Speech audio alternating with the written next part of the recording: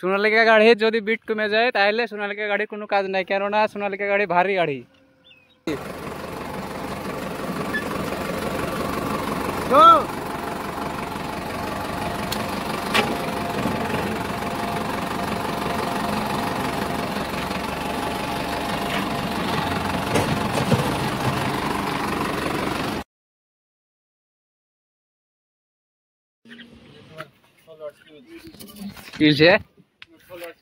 রাসেল ভাইপারের অবস্থা দেখেন কি হয়েছে।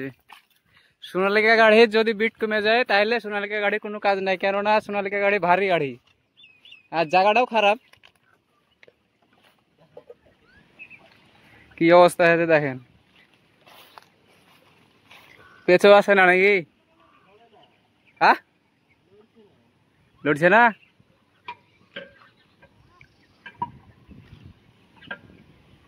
লুটার ঘুরিয়েও উঠছে না নাকি, পরে এসে ঠেলছে না। লুটার ঘোরাও নি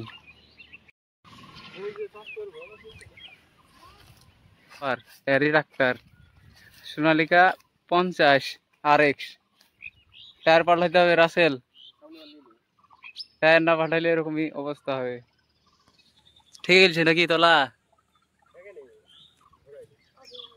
লেও ওখানে বাইন্দা দাও তাহলে তো হয়ে গেল।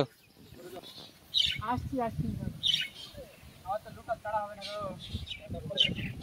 উপর বন্ধ করুন আপনি আসি এটা বেরো বুঝা আরে গাড়িটা ফেল খাইছে তোমার কমপ্লিট হয়ে গেছে।